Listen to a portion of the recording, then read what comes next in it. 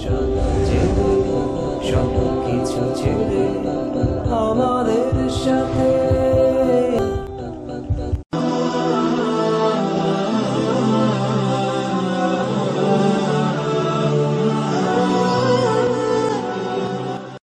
আসসালামু আলাইকুম রহমতুল্লাহি ওয়া বারাকাতুহু। সুপ্রিয় দর্শক শ্রোতা মণ্ডলী, প্রতিবারের ন্যায় আমরা খুতবাতের আয়োজনে আরেকজন নবমুসলিমের সাক্ষাৎকার নিচ্ছি। ইতিপূর্বে আপনারা দেখছেন আমরা অনেকগুলো সাক্ষাৎকার নিয়েছি। আজকে আমরা একজন নবমুসলিমকে পেয়েছি। আজকে আমাদের মাধ্যমে তিনি ফিরে এসেছেন। আমরা আজকে তার কাছ থেকে শুনবো তার জীবন কাহিনী, কেন তিনি মুসলমান হলেন, মুসলমান হওয়ার পিছনে তার কারণ, মুসলমান হওয়ার পিছনে তার ভালো লাগা, এই সম্পর্কে আমরা তার কাছ থেকে জানবো ইনশাআল্লাহ। তো আমরা কথা না বাড়িয়ে আমাদের মূল আলোচনা চলে যাই। আসসালামু আলাইকুম ওয়া রাহমাতুল্লাহি। ওয়ালাইকুম আসসালাম ওয়া রাহমাতুল্লাহি ওয়া বারাকাতুহু। আমরা যতদূর জানি আপনি মুসলমান হয়েছেন কিছুদিন আগে। জি জি, আলহামদুলিল্লাহ। তো আমরা প্রথমে আপনার সম্পর্কে জানবো, আপনার পরিচয় সম্পর্কে জানবো। আপনার পরিচয় যদি বলতেন। আমার পুরো নাম হচ্ছে শ্রী উজ্জ্বল কুমার বিশ্বাস। বাবার নাম হচ্ছে শ্রী চিত্তরঞ্জন বিশ্বাস, মায়ের নাম হচ্ছে শ্রী মঞ্জুরি রানী বিশ্বাস। আমার বর্তমান নাম হচ্ছে মোহাম্মদ উসমান বিশ্বাস। আমি পড়াশোনা করছি অনার্স 3rd ইয়ার পর্যন্ত। আমি অ্যাকাউন্টিংয়ের একজন ছাত্র, অ্যাকাউন্টিংয়ে অনার্স করছি। আর আমার জন্ম ঝিনাইদহতে এবং আমি পড়াশোনা করছি এসএসসি, ইন্টার, অনার্স সবই ঝিনাইদহতে। জি। আমার গ্রামের বাসা হচ্ছে কালীগঞ্জ, কুলা রামচন্দ্রপুর। কালীগঞ্জ হচ্ছে আমাদের বাসা, মানে আমার বাবা কালীগঞ্জে থাকে। আর আমি ছোটবেলা থেকেই আমার ক্লাস 3-তে থাকাকালীন আমার মা মারা যায়। মা মারা যাওয়ার পর থেকেই আমি মামার বাড়িতে মানুষ, এবং মামার বাড়ি ঝিনাইদহতে। আমার 3 মামা ঝিনাইদহতে থাকে। এখন আমি বর্তমানে একটা বাসা ভাড়া নিয়ে ঝিনাইদহতে আছি, ঝিনাইদহ মার্কাজ মসজিদের পাশে। আলহামদুলিল্লাহ। আপনি মুসলমান হওয়ার পিছনে অবশ্যই কারণ আছে। জি জি জি, অবশ্যই। জি জি জি, মুসলমান হওয়ার পিছনে অবশ্যই কিছু ভালো লাগা আছে। জি জি জি। তো যে ভালো লাগা যদি আমরা যদি শেয়ার করতে। হ্যাঁ অবশ্যই, আলহামদুলিল্লাহ। জি অবশ্যই। জি জি জি জি, অবশ্যই। আমি দর্শক ভাইদের জন্য তাদেরকে অবশ্যই বলবো। জি, আমি মানে সব থেকে যে কথাটা না বললেই নয় সেটা হচ্ছে, আমি মানে সহজ ভাষায় আমরা যেটা বলি যে কঠোরপন্থী হিন্দু বা এরকম শব্দটা আমরা বেশি ব্যবহার করি। তার মানে আমি এটা বলতে চাচ্ছি যে আমি একজন সাধারণত এই বয়সে অনার্স পড়ুয়া ছেলেদের মধ্যে সাধারণত উপোস থাকা, পূজাপালিতে অংশ নেওয়া, এগুলো সাধারণত দেখা যায় না। মানে হিন্দুদের ভিতর একটা বহুত প্রচলিত একটা আছে, সেটা হচ্ছে যে বয়স হোক তারপর এগুলো করবো। হ্যাঁ, আর এখন এগুলার দরকার কি, এখন সংসার ধর্মই বড় ধর্ম, এরকম একটা কথা ওদের ভিতর প্রচলিত আছে। তা আমার ক্ষেত্রেও সেটা। কিন্তু আমার যে কোনো একটা কারণে আল্লাহ সুবহানাহু ওয়া তাআলার ইচ্ছায় যাই হোক ধর্মে ফিরে আসা এবং উপোস করা, পূজাপালিতে অংশ নেওয়া, এগুলো আমি শুরু করছি। এবং ওই সময় থেকেই জি জি জি জি, পূজাপালিতে অংশ নেওয়া, বিশেষ করে আমাদের যেমন হিন্দুদের ভিতর যেমন কালী পূজাটা সবচেয়ে, এর উপোসটা খুব বেশি মানে বেশি কঠিন আর কি। যেমন রাত 12টার আগে খেতে হবে, পরের দিন রাত 12টায় পূজা, তারপরে যে খেতে হবে তার আগে খাওয়ার কোনো সুযোগ নাই। জি জি, আমি এটাও করছি এবং যত প্রকার পারছি কম বেশি সব প্রকার পূজাতে অংশ নেওয়া, উপোস থাকা। যেমন হিন্দুদের মধ্যে বহুল একটা আছে, মাসে 2টা একাদশী হয় ওদের, 15 দিনে একটা, 15 দিন একটা, এইভাবে মাসে 2টা পরে আমি একাদশী থাকছি। তো এই উপোস থাকতে যে, মানে আমার এই কথাটা বলার উদ্দেশ্য একটাই যে উপোস থাকতে যে পূজাপালিতে অংশ নিয়েই মূলত আমার আরো মানে বেশি জানাশুনো। বেশি জানা কেমন, যেমন হিন্দুদের ভিতরে ওরা একাদশী থাকে, একাদশী আমি থাকতাম, তাই ওদের ভিতরে যেটা দেখছি যে ওরা একাদশী থেকে রুটি খাওয়া যাবে। মানে মূল কথা হচ্ছে হিন্দুদের টোটাল স্তম্ভটাই ব্রাহ্মণরা। জি জি জি জি, মানে উপোসের মধ্যে খাওয়া দাওয়া কেমন, ব্রাহ্মণদের ভিতরে কিছু ব্রাহ্মণ বলছে যে রুটি খাওয়া যাবে, কিছু বলছে ফলমূল খাওয়া যাবে, কিছু বলে বাদাম ভেজে বা তরকারি রান্না করে খাওয়া যাবে। এদের ভিতর মতভেদ আছে। মানে 5টা ব্রাহ্মণের কাছে আমি শুনলে 5 রকম মত, মানে রায় পাচ্ছি বা 5 রকম মত পাচ্ছি। কেউ বলছে রুটি খাওয়া ঠিক হবে না, ফলমূল খেলে ভালো হবে। তো এই বিষয়গুলো আমাকে বেশি প্রভাবিত করছে যে আমি উপোস থাকছি, অথচ এত কিছু খাচ্ছি, তাহলে উপোস থাকার দরকার কি।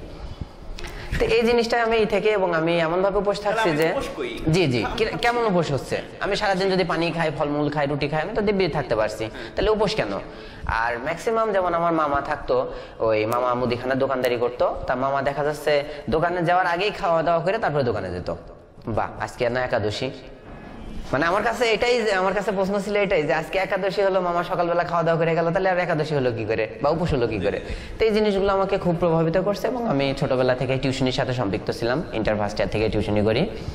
তো এই টিউশনি করতে যেই কিছু ছাত্রদের সাথে আর কি একদম বন্ধুসুলভ সম্পর্ক ছিল, বিশেষ করে তাদের মধ্যে উল্লেখযোগ্য হচ্ছে রকুনুজ্জামান ভাই, আসিফ জর্দার ভাই। এই দুইজন আমার এত ঘনিষ্ঠ ছিল, মানে একদম বন্ধুর মতো ওদের সাথে মিশতাম। জি, আমার কাছে পড়তো, ওরা এসএসসি আমার কাছ থেকে পরীক্ষা দিছে, ইন্টার আমার কাছ থেকে দিছে, এবং ওদের সাথে খুব ভালো সম্পর্ক ছিল ঝিনাইদহতেই। এবং ঝিনাইদহতে আমি হচ্ছে প্রথমে বাসায় টিউশনি শুরু করি। বাসায় করতে করতে এক পর্যায়ে হচ্ছে আমি চিন্তা ভাবনা করলাম, মানে আমি ভুটের গাদিতে, ঝিনাইদহ থেকে আমি যেখানে থাকতাম আমার বাড়িতে, সেখান থেকে প্রায় 3-4 কিলো দূরে যে হচ্ছে আমার ছাত্রের বাসা। তো ওখানে প্রথমত টিউশনি শুরু করি আমি। টিউশনি ওখানে শুরু করার পরে প্রথম অবস্থায় আমার অ্যাজমার সমস্যা, শ্বাসকষ্টের সমস্যা খুব আকারে ছিল। তো এই জন্যই মানে প্রথমত ভুটের গাদি যখন আমি পড়ানো শুরু করি, তখন একটা স্টুডেন্ট, মানে একটা ছাত্র আর কি কথা বললো যে ভাই এরকম ব্যাপার, আমি আপনার কাছে পড়তে চাই। তবে ঠিক আছে ভাই, কিন্তু আমার তো অত দূরে যে পড়ানো সম্ভব না, তা আপনি এক কাজ করেন, বরঞ্চ দেখেন যে আরো যদি কোনো স্যার পান বা আরো কিছু ছাত্র পান তাহলে আমার সুবিধা হবে। তারপর এক পর্যায়ে সে যখন নাসরবান্ধা হয়ে গেল, আমিও এক পর্যায়ে তখন টিউশনি একদম ছিল না, তাই সেই ইসে আমি ঠিক আছে আপনি শুরু করেন, দেখবেন যে ওই পাড়ার অনেক ছেলে আপনার হয়ে যাবে, আপনার চিন্তা করা লাগবে না ইনশাআল্লাহ। তা আল্লাহর কি রহমত, ইনশাআল্লাহ হচ্ছে আলহামদুলিল্লাহ 2-3 মাসের ভিতরেই, না তখন আমি মুসলমান না, তখন আমি হিন্দু ধর্মে আছি। তা ওই অবস্থায় তখন হচ্ছে পড়ানো শুরু করলাম, এবং মাস 2-3-এর মধ্যে 3-4 জন ওখানে হয়ে গেল একটা বাসায়।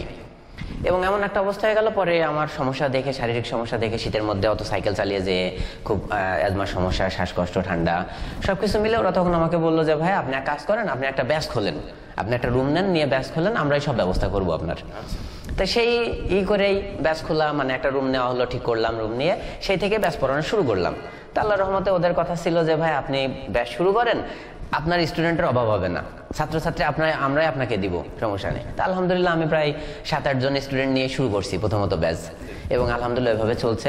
তো এই দুইটা ভাই, রকুনুজ্জামান ভাই এবং আসিফ জর্দার ভাই, এই দুই ভাইয়ের সাথে এত ভালো সম্পর্ক ছিল, মানে আমরা বিকালে যখন বেরোইছি একসাথে বেরোইছি, একসাথে ভাইরা আমাকে দাদা বলে সম্বোধন করতো, যে দাদা আপনি থাকেন, আমরা নামাজ পড়ে আসি। আসরের টাইমে, মাগরিবের টাইমে আসি, এবং আল্লাহর কাছে শুকরিয়া এটাই যে আল্লাহ সুবহানাহু ওয়া তাআলা আমাকে পরিবর্তন করার আগে ভাইদেরকে পরিবর্তন করিয়ে দিছে। মানে ভাইয়েরা যেমন আগে নামাজ ওইভাবে 5 ওয়াক্ত নামাজি বা এভাবে, এক কথায় আল্লাহর পথে ছিল না ওইভাবে, আল্লাহ ওদেরকে মাসখানেক আগে বা কয়েক মাস আগে ওদেরকে আল্লাহর পথে নিয়ে আসাইছে, আল্লাহ হেদায়েত দিছে ওদেরকে, এবং সেভাবেই করছে। আর আমি এই জিনিসটা না, মাধ্যম নাই। আর আল্লাহর রহমতে আমি নিজে ধর্ম পালন করতে, যে একাদশী থাকা, পূজাবালিতে অংশ নেওয়া, এগুলো করতে যে আমার ভিতরে যে এইটা আসছে, প্রশ্নটা আসছে, আমি প্রশ্নের সমাধান পাচ্ছি না, প্রশ্ন খুঁজছি, সমাধান হচ্ছে না। আর একটা মানে আমার ভিতরে একটা এমন চাহিদা আল্লাহ সৃষ্টি করে দিল যে আসলে অন্য ধর্মের ক্ষেত্রে প্রশ্নগুলো উত্তর খুঁজে নাই, না নিজের ধর্মের ক্ষেত্রে খুঁজছি, যে আসলে একাদশী থেকে 5টা ব্রাহ্মণ 5 রকম বলছে, এটা কেন। তারপর আমার যে ছাত্রটা রকুনুজ্জামান ভাই, এই ছাত্রকে আমি একদিন বলছি, কথোপকথনে আমরা কথা হচ্ছে যে ভাইয়া আমাদের যে রুটি খাওয়া যাবে, ফলমূল খাওয়া যাবে, তাই রকুনুজ্জামান ভাই আগে থেকেই ওই বেদ, আমাদের প্রধান ধর্মগ্রন্থ, হিন্দুদের প্রধান ধর্মগ্রন্থ বেদ ভাইয়ের বাসায় ছিল। তো এই বিষয়টা সবাই একটু অবাক হতো যে কি রে, একটা মুসলমানের বাসায় বেদ আছে, অথচ আমাদের দেখা যাচ্ছে শতকরা 100 জনের ভিতরে 90 জন বা 95 জনের বাসায়ও বেদ নেই। আমি আবার যতটুকু জানি যে মানে আমাদের ওই পড়াও নিষেধ কারো। জি পড়া নিষেধ, মানে এটা হচ্ছে মানে মূল হচ্ছে ব্রাহ্মণদের। এটা কেমন না যে একটা ধর্মগ্রন্থ কিন্তু সবাই সেটা পড়তে পারবে না। জি এটা অবশ্যই মানে অন্যরকম।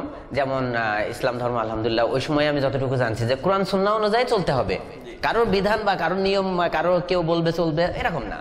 কিন্তু ব্রাহ্মণদের ভিতরে জাতিভেদ, উঁচু নিচু আছে, যেমন 4টা বংশ আছে, ব্রাহ্মণ, বৈশ্য, শূদ্র, এরকম 4টা বর্ণভেদ আছে। নিম্ন শ্রেণীদেরকে ঘৃণা করা হয়, বিভিন্ন রকমই করা হয়। তো এই জিনিসগুলো আসলে আমার কাছে ভালো লাগতো না, খারাপ লাগতো। তা মেনলি যেটা হয়েছে সেটা মানে আমার যে পরিবর্তনের মৌসুমে মৌলি ভাইদের সাথে ওইভাবে থাকতে থাকতে একদিন রকুনুজ্জামান ভাইয়ের সাথে আমি কথা বলছি, যে বলতে আমি বলছি যে ভাই মানে আমাদের 5টা ব্রাহ্মণের কাছে গেলে 5 রকম জানা যায়। তখন রকুনুজ্জামান ভাই বলছে যে ভাই আপনাদের একাদশী থেকে কি খাওয়া যায় আমি এটা জানি। তা আমার কাছে অস্বাভাবিক লাগছে, কি রে, একটা হিন্দু কেউ বলতে পারে না, ব্রাহ্মণরা বলতে পারে না, ওরা এক একজন এক এক কথা বলে, অথচ ভাইয়া বলছে আমি জানি। তাই ভাই তাহলে কি খাওয়া যাবে বলেন। তা তখন ভাই আমাকে বলছে ভাই আপনাদের বেদে আছে এটা, সেটা হচ্ছে সামান্য পরিমাণ দুগ্ধ বা ফলমূল, যদি খুব কষ্ট হয়ে যায়। বাহ, আমার কষ্ট হচ্ছে না কিছু না, সকালে উঠেই শুরু করছি রুটি দিয়ে, ফলমূল দিয়ে, এটা আসলে কেমন একটা বিষয়। করেন না আপনি কোথা থেকে শিখছেন এটা? বা হ্যাঁ হ্যাঁ, ভাইকে প্রশ্ন করলে ভাই তখন বলছে যে আমি হচ্ছে এটা বেদ থেকে পাইছি, বেদে আপনাদের এটা আছে। তখন আমার কাছে অবাক লাগছে যে আমরা হিন্দুরা কিছু জানি না, অথচ সে মুসলমান, অথচ সে জানে। আসলে তো অবাক বিষয়। তারপরে আলহামদুলিল্লাহ ভাইয়েরাই আর কি পরিকল্পনা করছে, আমাকে ওইভাবে কিছু জানতে দিইনি। এবং আমি হচ্ছে আস্তে আস্তে মানে এমন হচ্ছে আল্লাহ সুবহানাহু ওয়া তাআলার অশেষ শুকরিয়া এই জায়গায়, সেটা হচ্ছে আমার ভিতরে মানে ইবাদতের চাহিদাটা অনেক বেড়ে যাচ্ছে। আমি মাসে 2টা উপোস থাকছি। জি জি জি জি, মানে ওদের কার্যক্রম দেখে বা অনেক ভালো লাগছে আমার কাছে। যেমন হচ্ছে আমি উপোস থাকতে আরো বেশি চাচ্ছি, কিন্তু আমার উপোস থাকার কোনো অপশন নেই। মানে মাসে 2টা উপোস, কিন্তু আমি চাচ্ছি আরো বেশি উপোস থাকবো, কিন্তু ওরা বলছে না, কোনো সুযোগ নেই।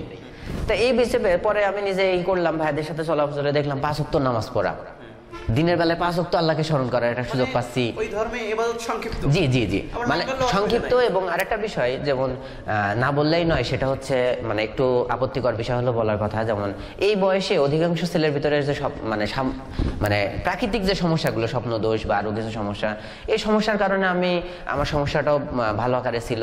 ভাইদের সাথে কথা বললে ভাইদের কাছে সহজ সলিউশন। কেমন যে ভাই আমাদের কোনো সমস্যা না, আমরা আয়াতুল কুরসি পড়ে শোবো, সূরা নাস ফালাক ইখলাস পড়ে শোবো, আমাদের কিচ্ছু হবে না। ঠিক আছে, আমার কাছে কবিরাজ, ডাক্তার, এলোপ্যাথি, হোমিওপ্যাথি সব রকম করছি, কিন্তু আমার কোনো সমাধান নেই। সবাই বলে যে বিয়ে করলে ঠিক হয়ে যাবে, কিন্তু আমি এই বয়সে কিভাবে বিয়ে করব? আমার তো নিজেরই কোনো সেটেল নেই, এই অবস্থা। তাই সব সিচুয়েশনে ভাইয়েরা তখন ডিসিশন নিল যে, আমার অবর্তমানে ভাইয়েরা ডিসিশন নিল যে আমাকে দাওয়াত দিবে। রুকনুজ্জামান ভাই সিদ্ধান্ত নিল এবং আসিফ জর্দার ভাইকে জানালো। আমি এগুলো কিছুই জানি না।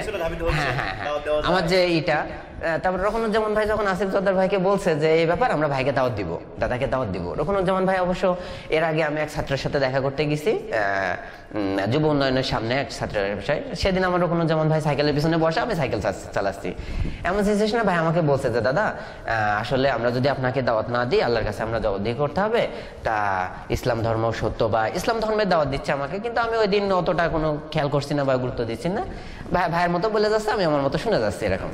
তারপরে একদিন হচ্ছে আসিফ জর্দার ভাইকে রুকনুজ্জামান ভাই বলছে যে ভাই হচ্ছে আমরা দাদাকে দাওয়াত দিব। তার রুকনুজ্জামান আসিফ জর্দার ভাই তখন করছে যে দাদা নিজের ধর্ম যেভাবে পালন করে, দাদা আমাদের করবে না। এরা বুঝতে পারছে বলে না, কোনো লাভ হবে না। তা তখন রুকনুজ্জামান ভাই নিজের ডিসিশনে অটল যে না, আমরা দাওয়াত দিব, আল্লাহ মানে কবুল করার মালিক তো আল্লাহ জি। তারপর রুকনুজ্জামান ভাই আসিফ জর্দার ভাইকে রাজি করাইছে, আসিফ জর্দার ভাই রাজি হয়েছে এবং দুজন মিলে সিদ্ধান্ত নিয়েছে। তারপরে একদিন আমাকে দাওয়াত দিল যে ভাই এই ব্যাপার, আপনাকে মানে করতে হবে ইসলাম গ্রহণের জন্য। তা আমি বললাম ভাই এর জন্য তো আমি প্রস্তুত না, বা আমার কোনো নাই, আমি তো আমার ধর্মে নিয়ে খুশি। আমাকে যারাই দাওয়াত দিছে, হ্যাঁ আমাকে আগে যারাই দাওয়াত দিছে তাদেরকে আমি একটা কথাই বলছি যে দেখেন, আমার তো কোনো সমস্যা নেই, আমি নিজের ভিতর শান্তি অনুভব করি।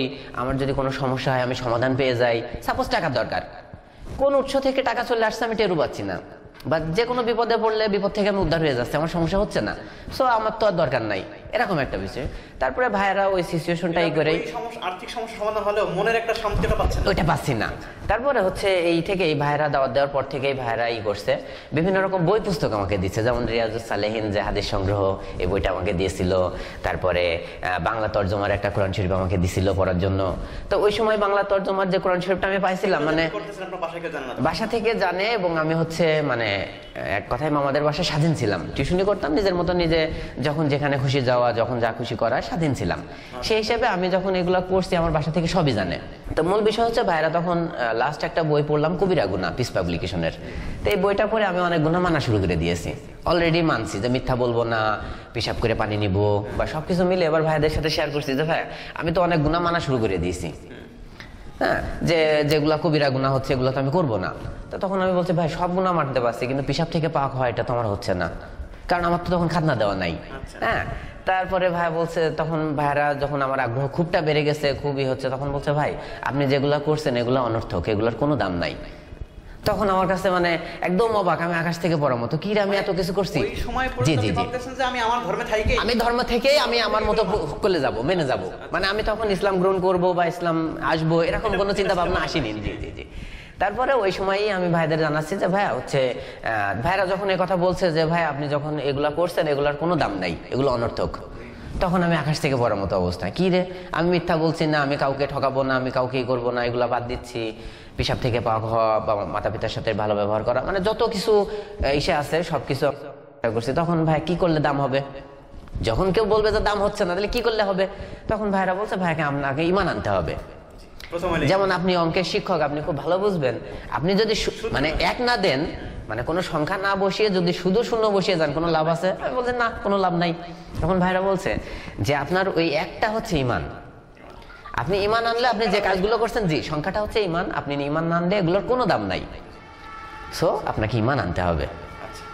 তাই এই মুহূর্তে তো সম্ভব না ভাইয়া, আমাকে তো সময় দিতে হবে। তো ভাইদের কথা হচ্ছে আলহামদুলিল্লাহ ওই সময় ওদের ধৈর্য আমার অনেক লাগে, যে আসলে ইসলাম অনেকে আমরা মনে করে, অনেক অমুসলিম মনে করে যে ইসলাম হয়তো জোর করে জুলুম করে চাপিয়ে দেওয়ার একটা ধর্ম, বা ইসলামরা এরকম জোর করে জুলুম করে বিভিন্ন রকম অত্যাচার করে নির্যাতন করে তারপরে ঈমান নাই। তো এটা আমি মানে একদম বাস্তব সাক্ষী বা প্রত্যক্ষ সাক্ষী যে না, ওদের এই ধারণা ঠিক না। তা যেমন ভাইয়েরা আমাকে প্রচুর সময় দিচ্ছে এবং বলছে যে না ভাই আপনার হুটোপাটা কিছু নেই, আপনার ধর্মের যে কোনো গ্রন্থ লাগুক, আমাদের ধর্মের যে কোনো গ্রন্থ লাগুক, আপনি শুধু আমাদেরকে বলবেন, আমরা আপনাকে ম্যানেজ করে দেওয়ার সর্বোচ্চ চেষ্টা করব এবং ম্যানেজ করে দিব, আপনি জানাশোনা করেন। এভাবে ওইভাবে যখন লাস্ট দাওয়াত আমাকে দিছে, দেওয়ার পরে ওটা স্টপ হয়ে গেছে। আর কিন্তু মানে প্রতিদিন আমার কাছে পড়তে আসছে, অনেক সময় দেখা যাচ্ছে শুক্রবারের সময় কাটতে চায় না, না কোনো কথা নেই, আর আমাদের এই সংক্রান্ত কোনো কথা হচ্ছে না, ওরা আর বলছে না।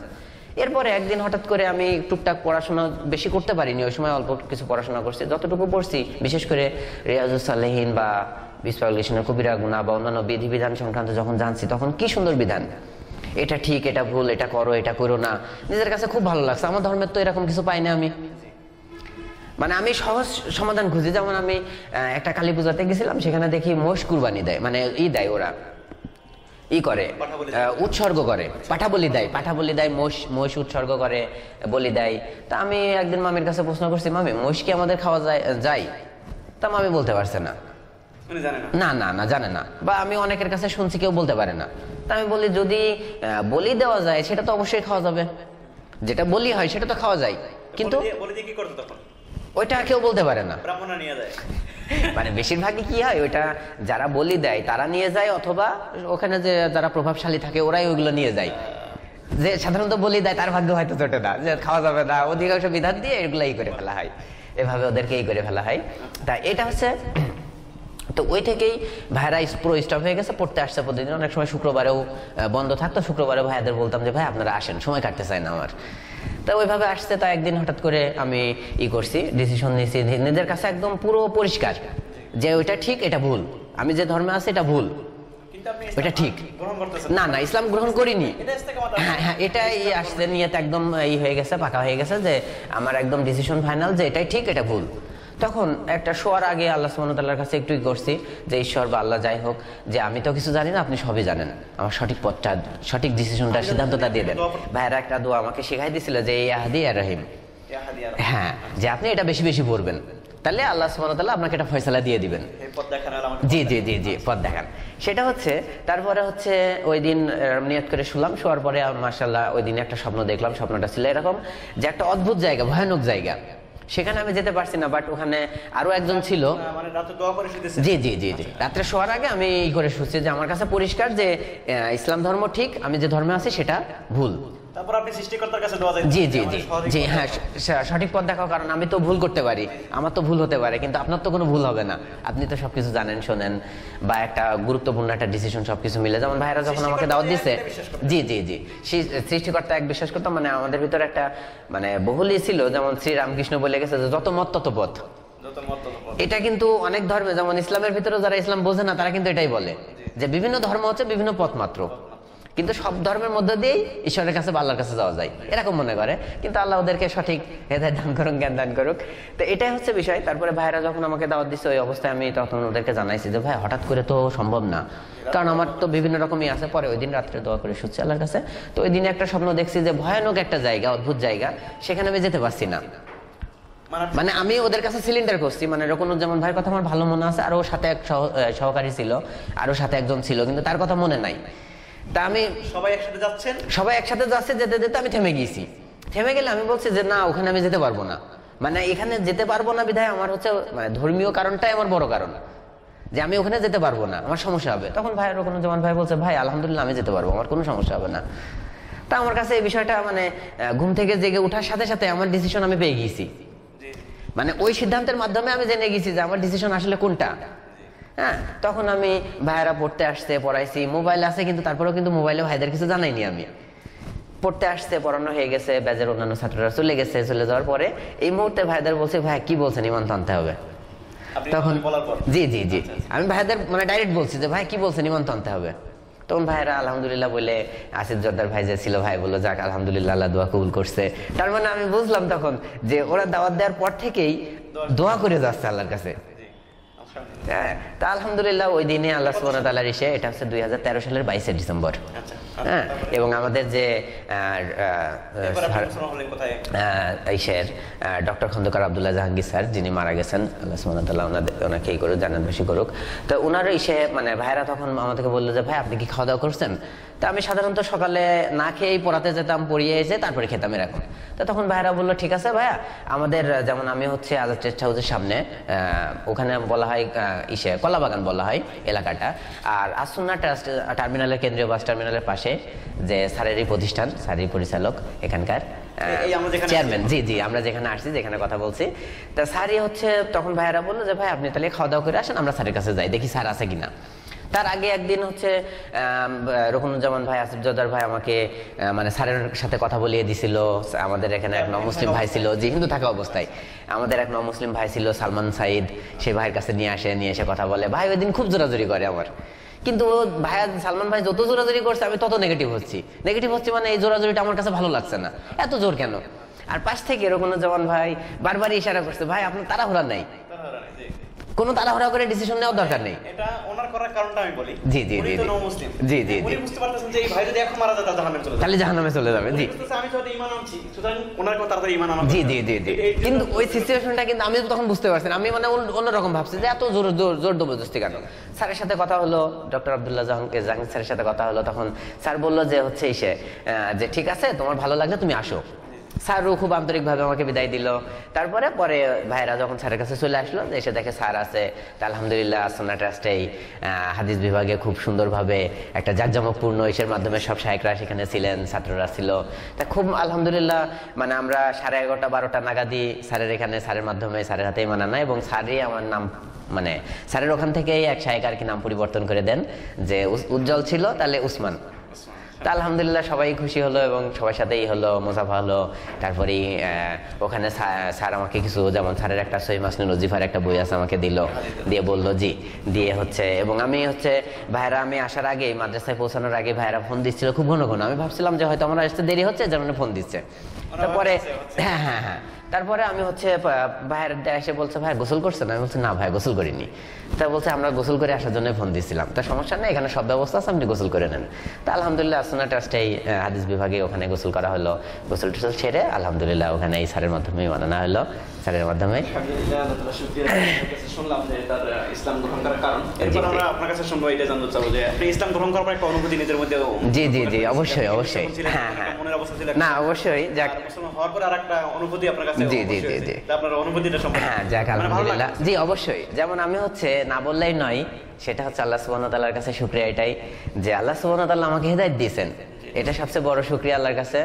আর সব থেকে আমি নিজে যেটা মনে করতাম, যেমন অন্য মানে হিন্দু ধর্মে থাকাকালীন আমি যেটা ভাবতাম, কেউ আমাকে দাওয়াত দিলে, অনেকেই দাওয়াত দিছে, বিভিন্ন ছাত্রের আব্বু আম্মু বা বিভিন্ন, সব থেকে বড় কথা হচ্ছে এটাই আল্লাহ সুবহানাহু ওয়া তাআলার ইসে, মানে আমি হিন্দু ধর্মে থাকাকালীন যখন টিউশনি করতাম তখন মানে নামাজের জন্য ছাত্রদেরকে খুবই করতাম, তাগিদ দিতাম যে তোমরা নামাজ পড়ো। যে ধর্ম মানে মূল এই ছিল যার যার ধর্ম পালন করার জন্য। রোজার রমজান মাসে ইফতারি করাতাম, সব অভিভাবকরা অবাক হতো, কি রে স্যার হিন্দু ইফতারি করায়, কাহিনী কি, এরকম একটা বিষয়। কিন্তু আমার ভালো লাগা থেকে এটা করা, যে যার যার ধর্ম শেষে পালন করুক, ফজরে না উঠতে পারলে নাম্বার নিয়ে ঠিক আছে আমি ফজরে দেখে দেবো, তুমি উঠে নামাজ পড়বা, এরকম আর কি।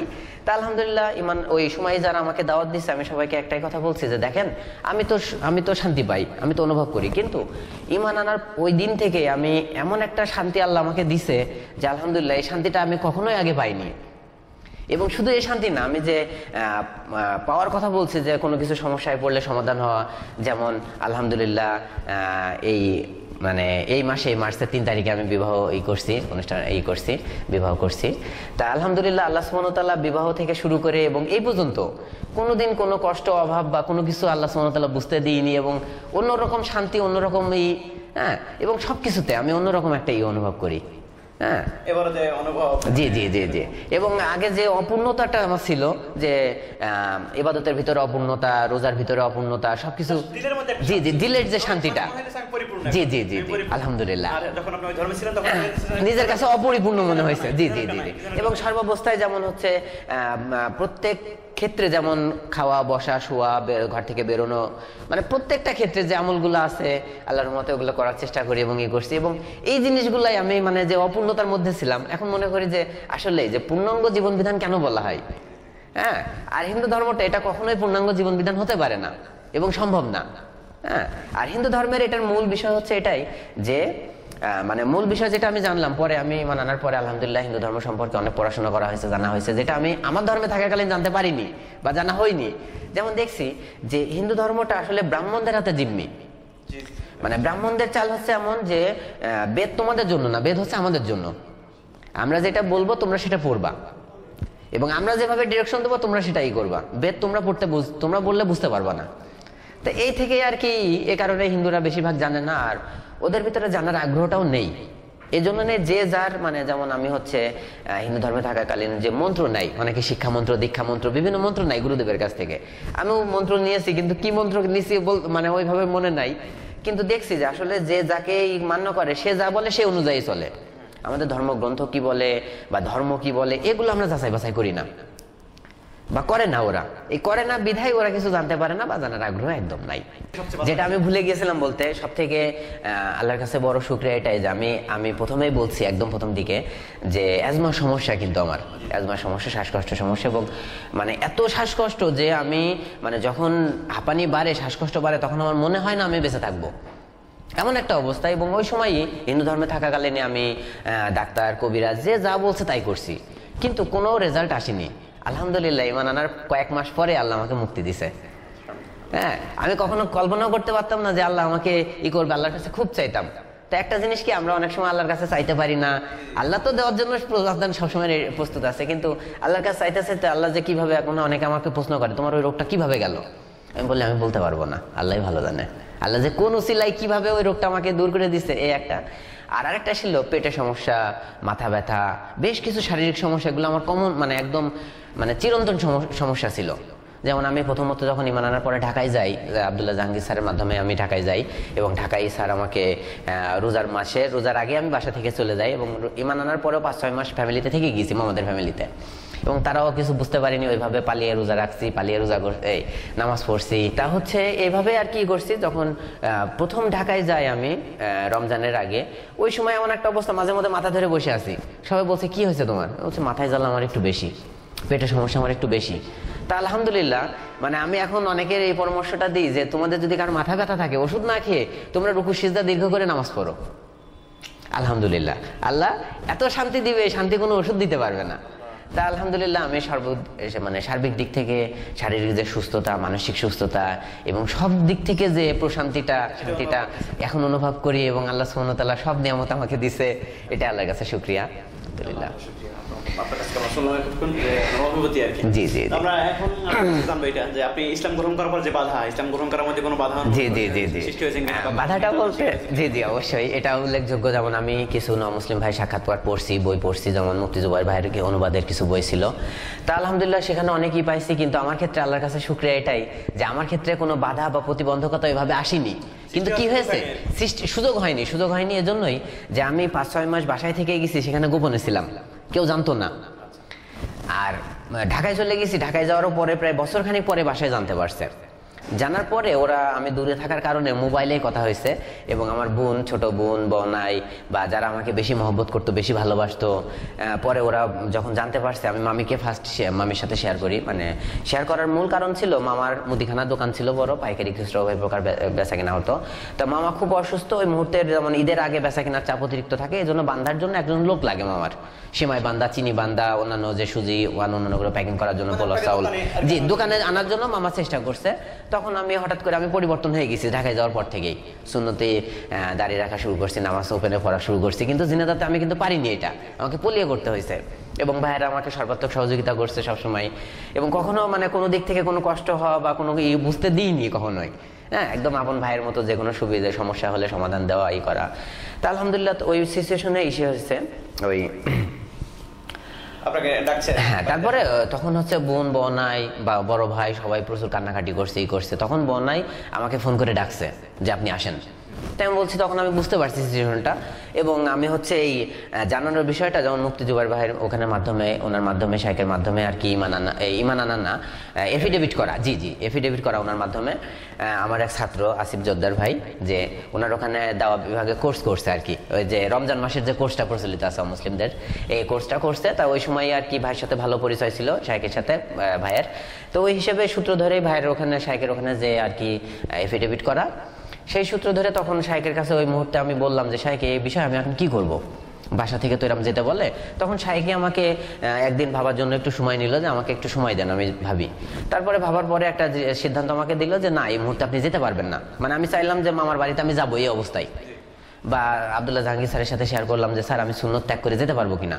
তখন ওনার স্যার বললো আমাকে যে না, সুন্নত না রাখলে আমাদের কিছু বলার ছিল না, কিন্তু সুন্নত রাখা হয়ে গেছে, তো এখন কোনো করা যাবে না।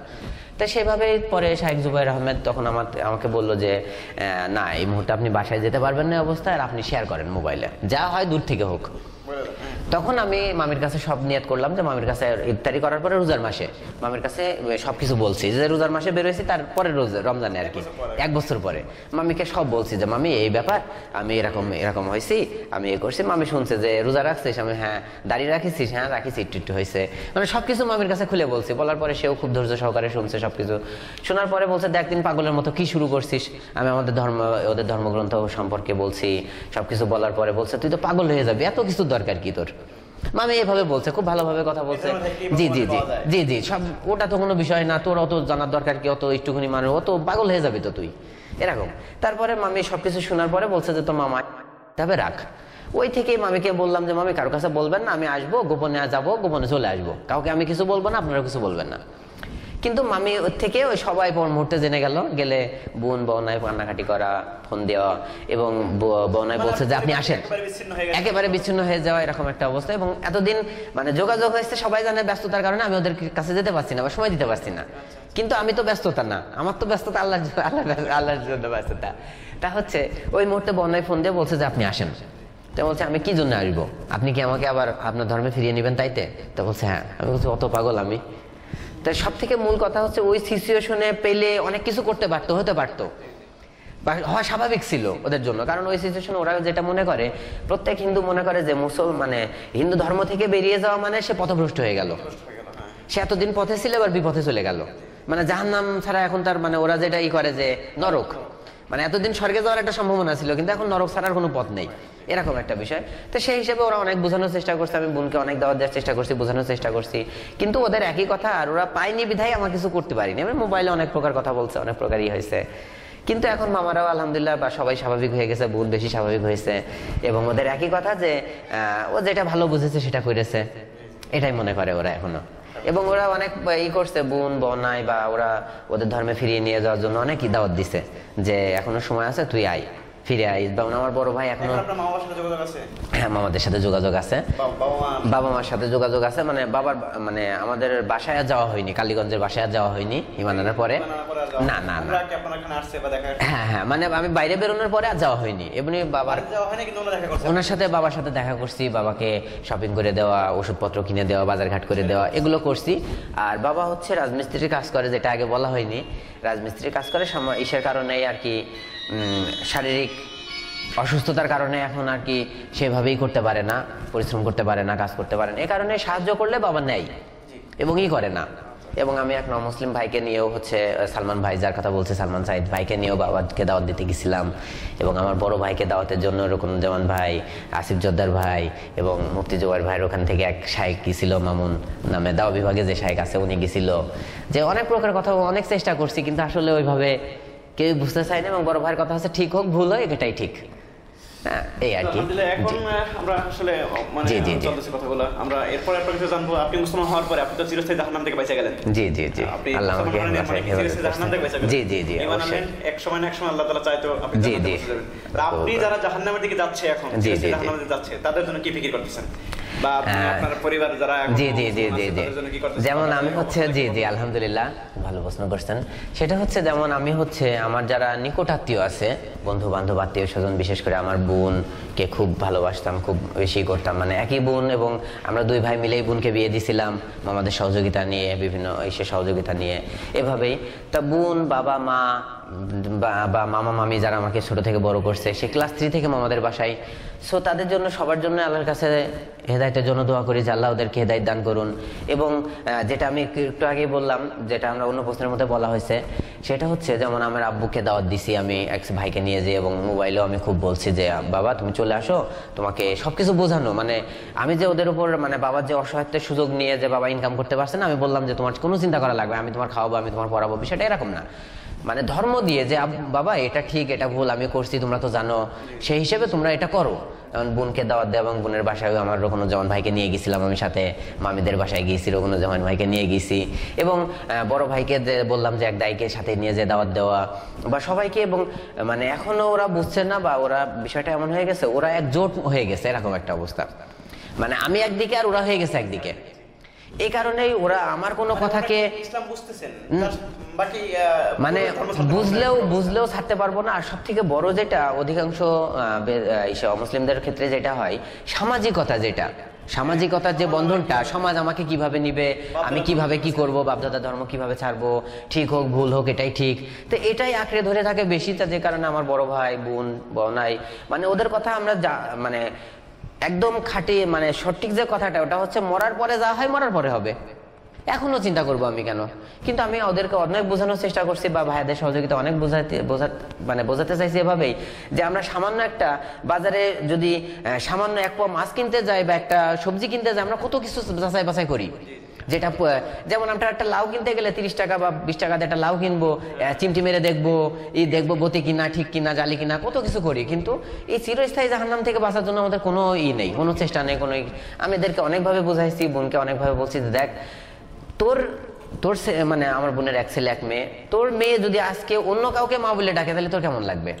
এবং ওরা মানে আল্লাহর কাছে সবসময় এই করে, যেমন আল্লাহ সুবহানাহু ওয়া তাআলা হেদায়েত না দিলে কেউ হেদায়েত পায় না, এবং ছোটবেলা থেকে আল্লাহ সুবহানাহু ওয়া তাআলা আমার চেষ্টা আমি চালাচ্ছি, এবং আল্লাহর কাছে সবসময় দোয়া করি ওদের হেদায়েতের জন্য, এবং এখনো সার্বিক দিক থেকে চেষ্টা চালিয়ে যাচ্ছি। যেমন নিয়ত করছি যে আমার ওয়াইফকে দিয়ে বা বউকে দিয়ে বোনের সাথে কথা বলে বোনকে আবার দাওয়াতের জন্য ই করবো। আমরা অনুষ্ঠানের শেষ পর্যায়ে ইনশাআল্লাহ আলহামদুলিল্লাহ আমরা নওয়াজ ভাইয়ের অনেক কথাই শুনলাম। তো আমরা শেষ সময় তার কাছে লাস্ট প্রশ্ন আমাদের, সেটা হলো যে আপনি যে মুসলমান হলেন, মুসলমানদের উদ্দেশ্যে আপনার কি বার্তা? যে মুসলমান আমি মুসলমান, আলহামদুলিল্লাহ জি জি জি আপনার কি বার্তা? জি জাযাকাল্লাহ। সেটা হচ্ছে এটাই, যেমন আমি উল্লেখযোগ্য একটা কথা না বললেই নয়, সেটা হচ্ছে আবুল হোসেন ভট্টাচার্য, যিনি নমুসলিম, যে একটা বই লিখে গেছিলেন যে আমি কেন মুসলমান হলাম।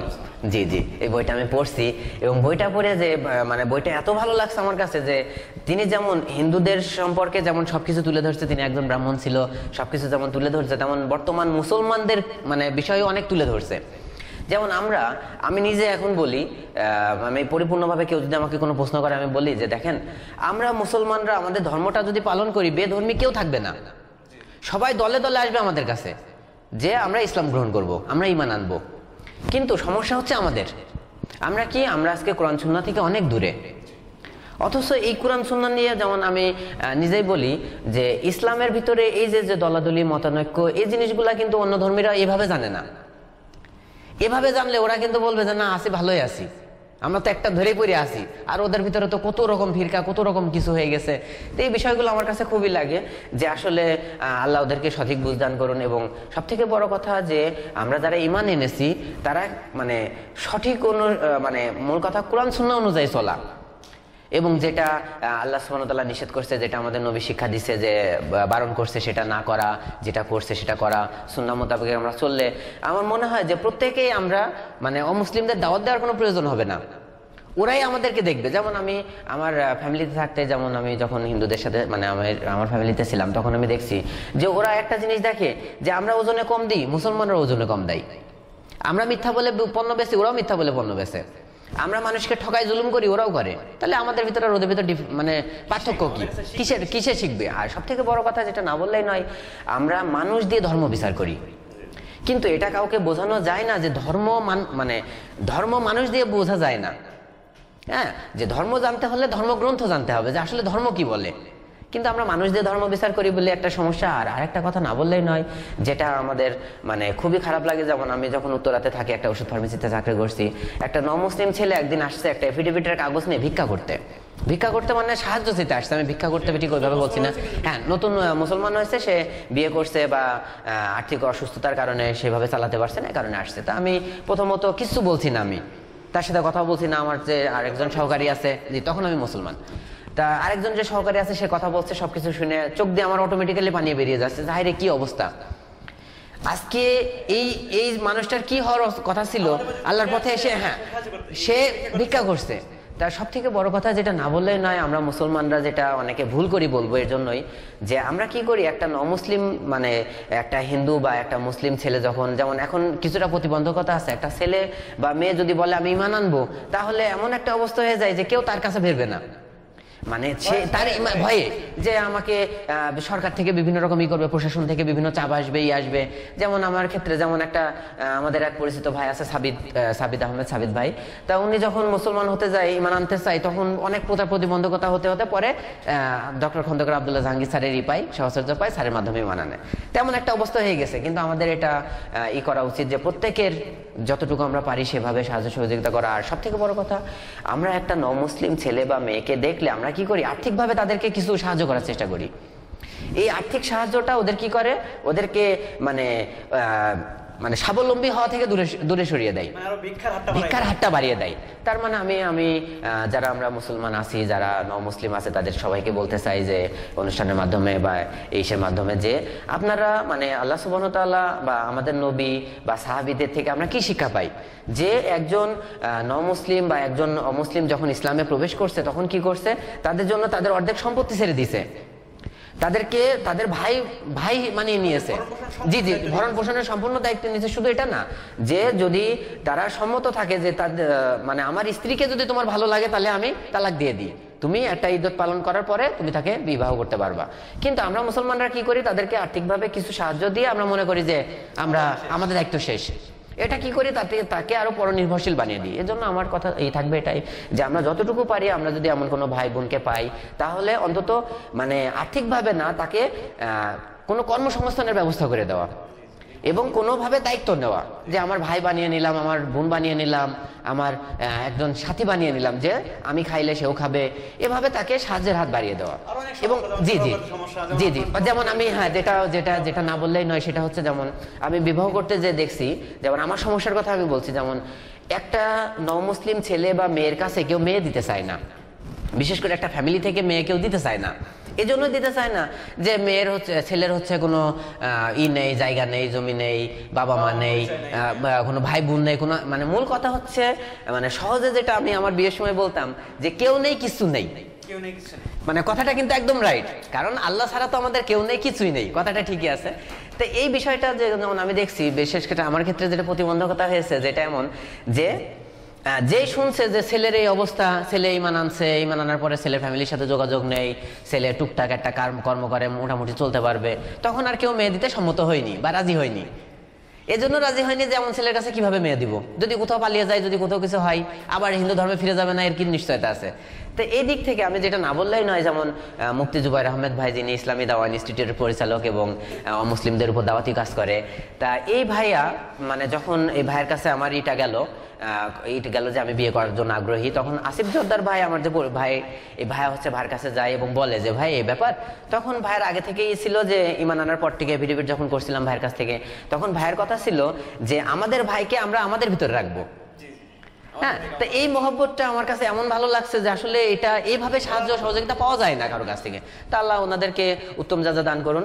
আর সব থেকে বড় কথা হচ্ছে, যখন জুবাইর ভাই জানলো যে এরকম বিবাহ করতে আমি আগ্রহী, তখন ভাইয়ের কথা হচ্ছে যে তার ফ্যামিলিতে সে আমাকে রাখবে। তার মানে তার খালাতো বোনকে, আপন খালাতো বোনকে চয়েস করলো আমার জন্য, যে আপনি যাবেন, যে মেয়েটাকে দেখবেন, দেখে যদি আপনার পছন্দ হয় তাহলে আলহামদুলিল্লাহ, এখানে আমাদের কোনো নাই। আমি মেয়ে পক্ষের, ওরা হচ্ছে মানে যে জুবাইর ভাই যে খালা, ওনার কথা হচ্ছে হ্যাঁ, ফ্যামিলি তখন রাজি ছিল না, ফ্যামিলির কেউই রাজি ছিল না, শুধু জুবাইর ভাই রাজি। এবং ভাইয়ের কথা হচ্ছে যে মানে মেয়েদের পক্ষের জুবাইর ভাই খালার কথা হচ্ছে যে আমরা একটা আলেম ছেলে নেব, বা মুক্তি নিব বা মুহাদ্দিস নেব, এরকম একটা ছিল যে তাতে কি হবে, আমাদের মেয়েটা খুব ভালো থাকবে, সুখে থাকবে। কিন্তু জুবাইর ভাই এক প্রকার ওদেরকে বিভিন্ন প্রকার যে ফজিলতগুলা বা যে ইগুলা, যে একটা ছেলে নেওয়ার, এরকম ছেলে নেওয়ার কি সুবিধা বা অসুবিধা সবগুলো দেখে তখন ওনাদেরকে বলে যে, বলার পরে এক পর্যায়ে খালা রাজি হয়ে যায় এবং বলে ঠিক আছে, তুমি যে ডিসিশন নিবা বা তুমি যা বলবা সেটাই।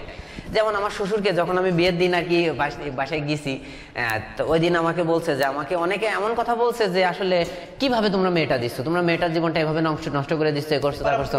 জি পাড়া প্রতিবেশীরা এবং মানে আমার শ্বশুরের আপন ভাইরাও পজিটিভ না, আপন ভাইরাও বিরোধী, তাদের না আমরা এর ভিতর নেই, তোমারটা তুমি করো। তখন আমার শ্বশুর একটাই কথা বলছে তাদেরকে যে আমি লটারি টিকিট কাটছি।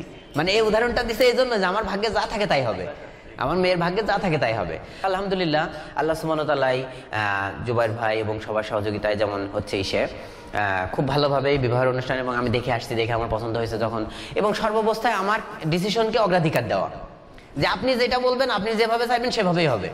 যেমন আমি বলছি যে দেখেন, আমার তো ওইভাবে সাধ্য নেই, আমি আনুষ্ঠানিক বিয়ে করব বা করবো, আমি সুন্নাহ মোতাবেক যতটুকু না করলেই নয়, এবং মোহরানা কিন্তু আমি বেশি আদায় করতে পারবো না। যেমন আমাদের দেশে এখন প্রচলিত আছে কি, কয়েক লক্ষ টাকা দেন মোহর করে থুয়ে দিলাম, এবার কোনোদিন আদায় করবে কি না কোনো নিশ্চয়তা নেই। মানে পরে আমি জুবাইর ভাইয়ের সাথে এভাবে কথা বললাম যে, শাহেক দেখেন, আমি তো ওইভাবে মোহরানা দিয়েও বেশি করতে পারবো না, প্লাস ওইভাবে আনুষ্ঠানিক করতে পারবো না। তখন শাহেক একটা কথা আমাকে বলছিল, যেটা না বললেই নয়, সেটা হচ্ছে এমন যে আসলে বিয়েটা আল্লাহ সহজ করছে, সবচেয়ে সহজ করছে, আর জিনাটা কঠিন করছে। আমরা কি করছি, জিনাটা সহজ করে নিয়েছি, উল্টে ফেলেছি, এবং বিবাহটা কঠিন করে নিয়েছি।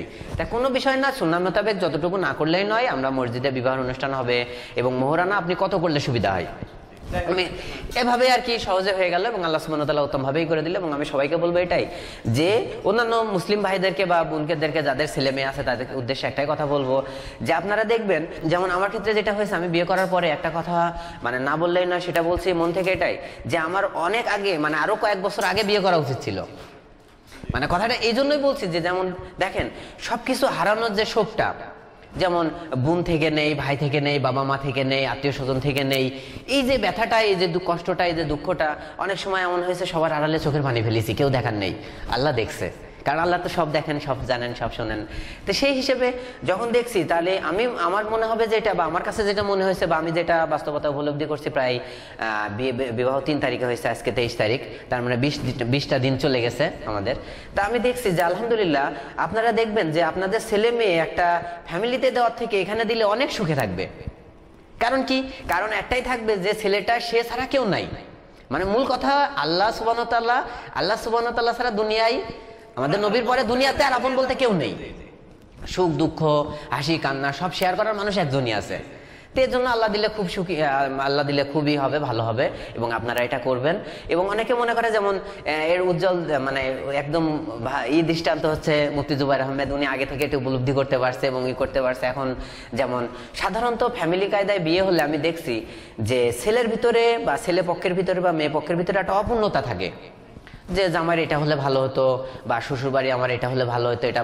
কিন্তু আলহামদুলিল্লাহ, আল্লাহর কাছে শুকরিয়া এটাই, যে আমরা, যেমন আমি সব দিক থেকে খুশি, বা আল্লাহর কাছে শুকরিয়া আদায় করি যে আলহামদুলিল্লাহ, ঠিক মেয়ে পক্ষেও অধিকাংশই মানে, এবং যারা বিরোধিতা করতো, যারা যে কাকারা অমত ছিল, বা যে আত্মীয় স্বজনরা করতো, তারা এখন সবাই মানে অন্যরকম একটাই, যে আসলে আমরা তো ঠিক ছিলাম না সেই সময়, বা আমাদের ডিসিশন ঠিক ছিল না।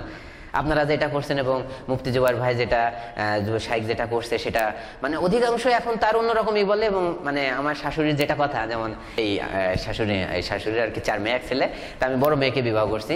এবং শ্বশুরের এখন কথা হচ্ছে, যেমন আমার বউ আমাকে জানালো, ওয়াইফ আমাকে জানালো যে বাবা মার ডিসিশন হচ্ছে, বাবার কথা হচ্ছে যে আমি একটা মেয়েকে বিয়ে দিয়েছি, আমার দায়িত্ব শেষ, এখন বাকি 3টা মেয়েকে এবং ছেলেকে বিবাহ দিবে আমার জামাই।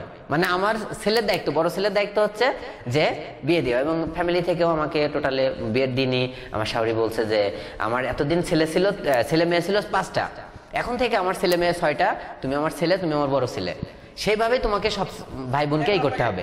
জি, একদম আপন করে নেওয়া, এবং আমিও আপন করে নেওয়া, এবং নানা নানি, দাদা দাদি, মানে খুব একটা অন্যরকম পরিবেশ পাওয়া।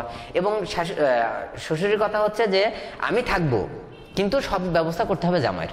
এবং তারা এখন এত আগ্রহী, যখন একটা নমুসলিম ছেলের হাতে মেয়ে দিতে ভয় পাচ্ছিল, বা অধিকাংশ দিক থেকে বিভিন্ন পারিপার্শ্বিক চাপে বা পারিপার্শ্বিক কথাবার্তায় ভয় পাচ্ছিল, কিন্তু এখন ওদের ডিসিশন এমন যে আমরা চাই যে সব মেয়েকেই একটা নমুসলিম ছেলের হাতে তুলে দিতে। তাদের ধারণা পাল্টে গেছে। এবং মানে অনেক সময় হয় কি যে একজন মুসলমান একজন অমুসলমানকে দাওয়াত দিতে ভয় পায়। জি জি জি জি, যেমন আমি আগে ভয় পাইতাম। জি জি জি, দাওয়াত দিব কি বলবে। জি জি জি জি, আমার এখন আপনার কাছে জানতে আপনি কিভাবে মানে শেখার কোনো মাধ্যম আছে? জি জি জি, আলহামদুলিল্লাহ। সেটা হচ্ছে আমাদের দেশে এই ব্যবস্থাটা মানে একদমই নাই বা খুবই কম। যেমন আমাদের যে মুফতি জুবাইর আহমেদ যার কথা বললাম শায়েখ, তিনি হচ্ছে ইসলামী দাওয়া ইনস্টিটিউটের পরিচালক এবং বাংলাদেশে একমাত্র আমার জানা মতে একমাত্র দাওয়াতি কাজ করে অমুসলিমদের উপরে। তা আলহামদুলিল্লাহ হিন্দু মুসলমান বৌদ্ধ মানে সবার উপরে দাওয়াতি কাজ করে এবং অমুসলিমদের উপরে বেশি আর কি দাওয়াতি কাজ করে। এবং আমাদের যেমন ঝিনাইদহে যে কেন্দ্রীয় বাস টার্মিনাল পাশে জাসুনা ট্রাস্ট, এখানেও দাওয়া একটা বিভাগ আছে অমুসলিমদের দাওয়াতের উপরে। এক মাসে দাওরা ফারেক হয়ে আসে বা বিভিন্ন রকম ইসে থেকে আসে বা জেনারেল থেকেও একটা সুযোগ আছে। জি জি জি জি জি জি জি জি, যেমন হচ্ছে মুফতি জুবাইর আহমেদের ছাত্র শায়েখ হচ্ছে মুশাহিদ চমকপুরি শায়েখ, ইনি হচ্ছে এখানে দাওয়া বিভাগে আছে। তো এখানে যেমন এক বছরের দাওয়া বিভাগের একটা কোর্স আছে, যেমন মুফতি জুবাইর আহমেদের মাধ্যমে। হ্যাঁ জি জি জি, এখানে কোর্স আছে। এখানে অমুসলিমদের দাওয়াতের উপরে সব এইগুলা খুব ভালোভাবে শিক্ষা দেওয়া হয়। তাদের ধর্মীয় গ্রন্থ থেকে ইসলামিক কোরআন সুন্নাহ থেকে খুব ভালোভাবে তাদেরকে পরিপূর্ণভাবে দায়ী করে তোলা হয়। এবং আমার কথা হচ্ছে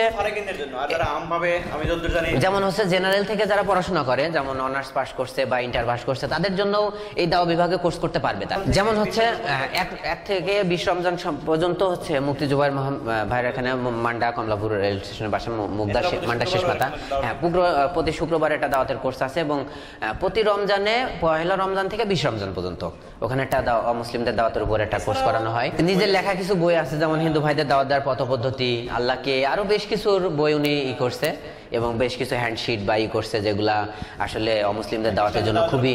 জি জি জি জি জি জি জি জি জি জি জি জি জি জি জি জি, হ্যাঁ হ্যাঁ, আপনার সঙ্গে আমরা জি জি। তা আলহামদুলিল্লাহ এই বইগুলো যেমন আমাদেরকে, যেমন যেটা কথা না বললেই নয় বা আমি একটু আগে কথা বলতে বলতে এভাবে বলা হয়নি, সেটা হচ্ছে এমন যে আমাদের মানে বিষয়টা হচ্ছে এমন যে আমি আমার নিজের কথা বলছি, যেমন আমি চিরস্থায়ী জাহান্নাম থেকে আল্লাহ আমাকে বাঁচাইছে, আল্লাহ আমাকে হেফাজত করছে, আল্লাহ আমাকে হেদায়েত দিচ্ছেন। তা আমি চাইবো যে শুধু আমার চাও না, প্রত্যেক মুসলমান যেন, প্রত্যেক যাদের ভিতর ঈমান আছে, যেমন আমরা বিশ্বাস করি, যেমন আমার একটা জিনিস ভালো লাগে, যেমন মুফতি জুবাইর ভাই শায়েখ মুফতি জুবাইর আহমেদ, ওনার একজন পরিচালক হচ্ছে মুশফিকুর রহিম, উনি হচ্ছে খ্রিস্টানদের উপরে বিশেষ করে ভালোই করে। তো উনি আমাকে একটা কথা বলছে, আমার কাছে এত ভালো লাগছে যে মানে উনি বলছে যে আমাদের থিম হচ্ছে, আমাদের হচ্ছে এরকম যে যারা ঈমান আনছে তাদের জেল হবে, কিন্তু যে ঈমান আনেনি তার তো ডাইরেক্ট ফাঁসি হবে। তাহলে আমরা ফাঁসির হাত থেকে, মানে যে ঈমান আনছে সে তো জেল হবে, জেল হওয়ার পরে সে মানে মূল কথা এটাই বোঝাতে চাচ্ছে তারা যে কিছুদিন পর সাজা পাবে, জাহান্নামে সাজা ভোগ করে তারপরে একসময় জান্নাতে যেতে পারবে।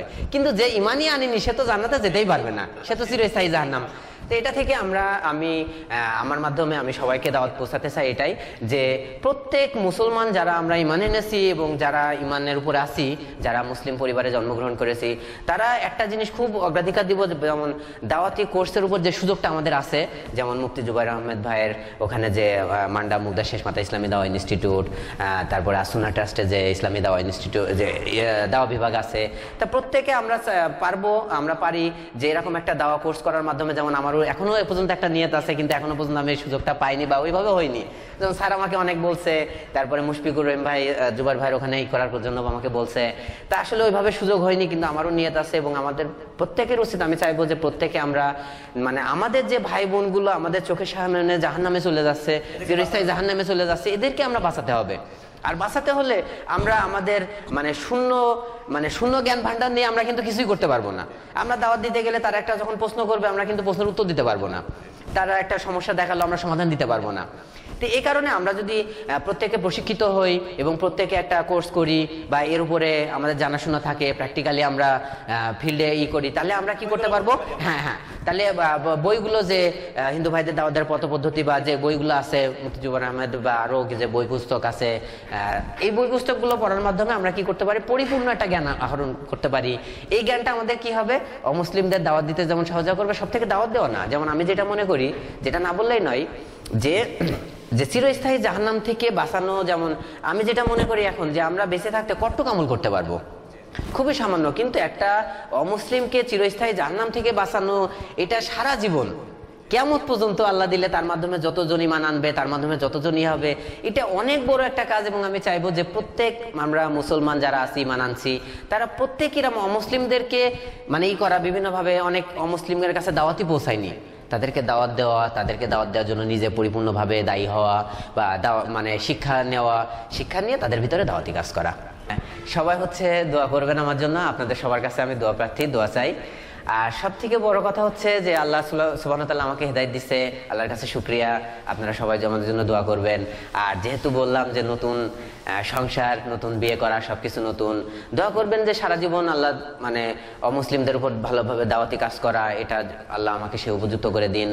এবং আমি সামনের পথগুলো বা সামনের দিনগুলো মানে দিনগুলা যে জিন্দেগিগুলো আল্লাহরা সামনে রাখছে সেগুলো ভালোভাবে পার করতে পারবে এবং পরিপূর্ণভাবে আল্লাহর পথে থাকতে পারি, সেই দোয়া করবেন আপনারা সবার কাছে, এটাই দোয়া চাই। জি, আসসালামু আলাইকুম ওয়া রাহমাতুল্লাহ।